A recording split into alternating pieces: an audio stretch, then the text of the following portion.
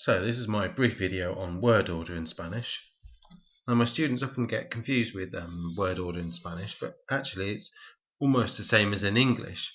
If you know a few of the quirks as well, generally it's the same. Apart from perhaps some adjectives which go before the noun, most of them. We don't have the subject pronouns like I, you, he, she, it, we, you, and they, unless we're doing emphasizing in Spanish. So for example, I want to go. I want, remember we don't have the subject pronoun, it's incorporated into the verb, quiero. The O tells us it's the I form. To go in the infinitive, ir in Spanish. Okay, quiero ir, exactly the same. So I'm using an adjective here, so it's almost the same. They need, necesitan, una black jacket. So in Spanish it'd be jacket red, black, una chaqueta negra. So we need to know also our tenses, because sometimes the tenses help us know what the order of the verbs is or what words we're going to need to use. For example, I used to eat is the imperfect tense. It's one tense in Spanish, and that would be comía, all of that into one word, comía. I used to eat, he used to eat, she used to eat, it used to eat, all of those. We said the majority of adjectives go after the noun in Spanish.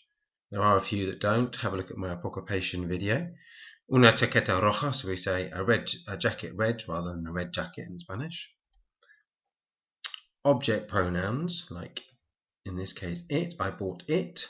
It is at the end in English, but we put it before the verb in Spanish. So lo compré, I bought it.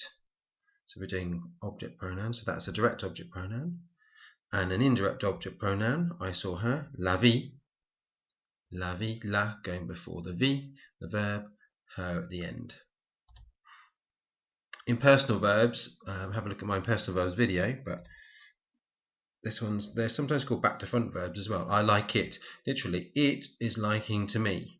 Or I like them, they are liking to me. Okay, so this one's slightly back to front. But if we think about it, I like it, I like it in that sentence. Probably the same, but if you get the idea of how to use impersonal verbs, then you should be able to do the word order fairly easily. Some adverbs of time, like nunca or siempre or jamás, always go before the verb. So nunca come en su dormitorio, he never eats in his bedroom. Siempre come temprano, he always eats early at the beginning. But other adverbs of time, like el fin de semana, for example, could go either at the beginning or the end. So el fin de semana fuimos al cine. At the weekend we went to the cinema. Fuimos al cine el fin de semana. We went to the cinema at the weekend, as in English. Questions, when the subject is mentioned, can go in various places. Juan at the beginning. Juan fue al cine.